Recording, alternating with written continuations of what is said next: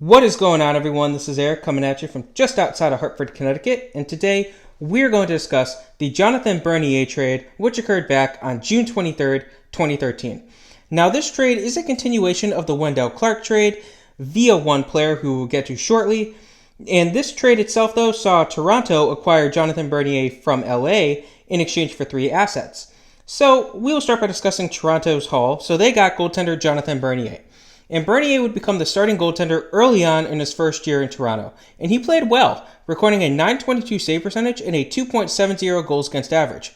His next 2 years, though, were not as good, and he was eventually pushed into a timeshare.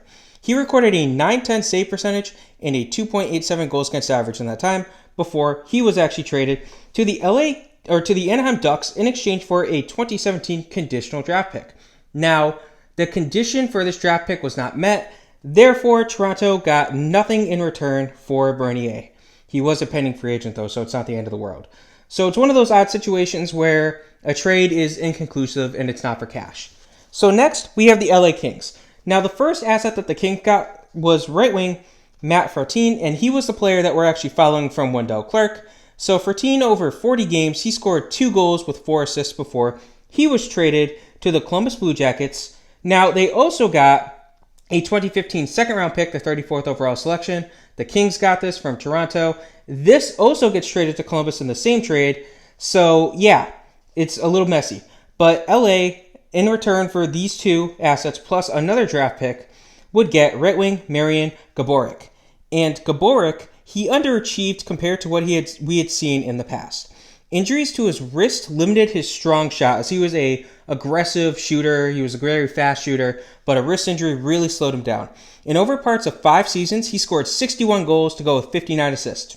He did spend some time on the power play, scoring 17 goals for the team in that unit.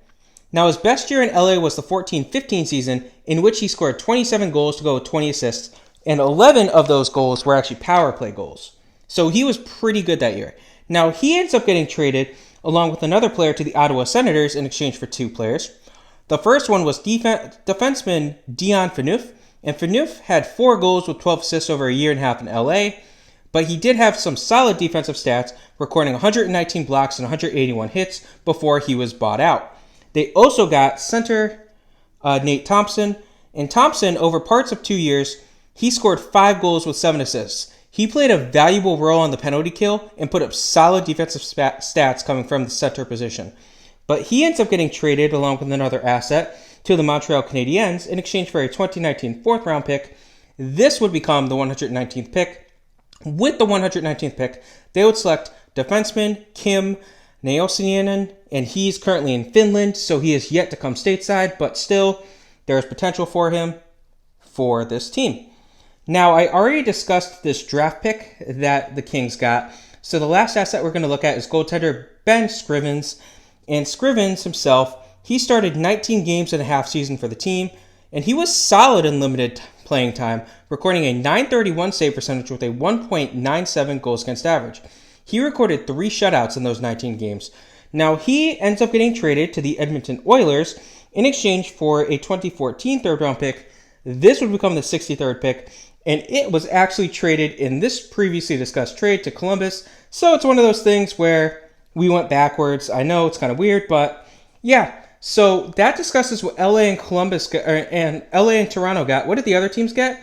So the Anaheim Ducks got goaltender Jonathan Bernier, and he spent 1 year in the smaller half of a timeshare with John Gibson, recording a 2.50 goals against average and a .915 save percentage before he would walk as a free agent. We also have the Columbus Blue Jackets. Now, the Blue Jackets got 3 assets here, and the first one we'll look at is right wing Matt Fertin, who appeared in 4 games, tallying a single assist before he was traded. We will not be discussing that trade. Now, both the draft picks that they got, the 2014 third rounder that would become the 63rd, and the 2015 second rounder that would become the 34th, were both traded away by the Blue Jackets. To make it easier for you guys, though, one of these picks did end up getting traded and eventually would become a draft pick that got you guys Elvis Merzlikins. So at least you got Elvis Merzlikins via these trades. So we're not going to go into his stats, but still. Next, we have the Ottawa Senators, and they got a pair of assets from the LA Kings. The first one was right wing Marian Gaborik, And Gaborik had 4 goals with 3 assists over 16 games, but he is essentially retired due to a back injury that's been bothering him. So, unfortunately for him. We also got center Nick Shore, who had a single assist in 6 games before he was traded away. We will not be discussing that. Next, we have the Montreal Canadiens, and the Canadiens got a pair of assets here. So the first one was center Nate Thompson. Thompson, over parts of 2 years, he provided 5 goals to go with 16 assists, and he continued to play a strong defensive game and spent a good amount of time on the penalty kill before he was traded, but we will not be discussing that trade. They also got a 2019 5th-round pick, which would become the 138th pick. This was used to select goaltender Frederic Dechow, and he's currently playing in Denmark on a loan. Now, the last team that we're going to look at is the Edmonton Oilers, who would get goaltender Ben Scrivens. And Scrivens was a starter over a year and a half, recording a 24, 37, and 11 record. He had a 3.12 goals against average and a .898 save percentage. Now, he ends up getting traded, and normally I wouldn't even mention what they got, but he was traded 1-for-1 in exchange for Zach Kassian, so say what you will about that trade. But this was the Jonathan Bernier trade. I hope you guys enjoyed this. Have a good rest of your day.